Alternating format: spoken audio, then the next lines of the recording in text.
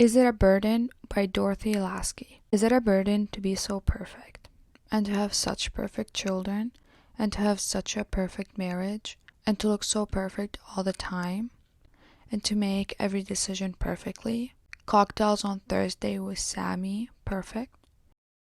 You know, your sweater really does look perfect. That mango salad you made, it turned out perfect. And that car with your shoes, god damn, that's perfect. Your dog, perfect. Your computer, well, it works perfectly. My supervisor, he's perfect. The desk, it looks perfect. All in all, the day was perfect. And lovely and still, what did we do? We walked the earth, so perfect. Perfect principles, spring and all, is perfection, perfectly okay to be the sallow. Perfect skin and teeth and shiny hair, and the bathroom's clean. The curtains heavy cream, hanging to block the noonday sun, perfectly. The coffin light blue, well, that's perfect. The family of worms to eat the face, they did a perfect job. Never coming here again, I think that seems perfect. Goodbye, great, fantastic. All the best. My love to you and yours, fondly, finally, your little heart, nestled in the air, for all to see, perfect. The reason I chose the poem Is It a Burden by Dorothea Lasky is because of how relatable it is, and how close it hits home. The poem, at least for me, describes how on the outside everything seemed perfect, but it was just my dad putting up images for everybody around us. As you have just watched, I played out all the scenes in an ironic way. What you heard is how people saw, but what you saw is the reality behind closed doors and curtains. Unfortunately, this is not just a reality for me, but also for many households around the world. Many people, especially narcissists, feel like they need to control everything in their life and put up a perfect image.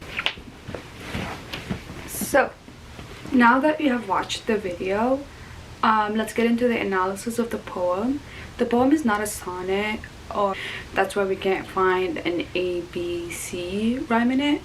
But you know what we can find in it? Repetition of the word perfect out to once every 2 lines, which I would say, how perfect. I think it adds balance to an unbalanced poem, especially since we're talking about such a heavy subject that talks about broken household. Perfect adds some sense of stability to it. To add to my last point, we can see how the second and third line of the poem, and to have such perfect children and to have such perfect marriage, starts an identical rhyme.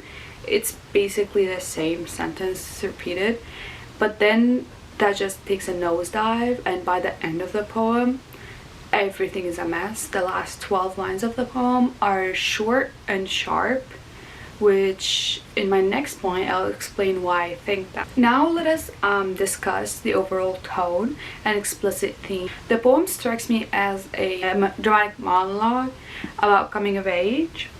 The overall tone that I sense in it is anger and sadness with a hint of aggression. We can sense frustration building up all throughout the poem, and as I said before, the last 12 lines for me feel like the hitting point where everything snaps inside of the speaker. Even though they're words of love, they hit like pins and needles coming at you because of how short, quick, and sharp they are. They're literally one-worded lines, so they feel like they're bam bam bam coming at you. So I see this as a way that the adult child is displaying their anger, trying to get it out. I see this as, especially using the word like your coffin, light blue. I felt like it was the child standing in front of their parents' grave that wronged them all throughout their childhood, but they didn't get a chance to speak to them, and they're there to talk all of their trauma out. Even though they know they will not get a response, at least it's a way for them to release it all and get started on a self-help movement. Let's go.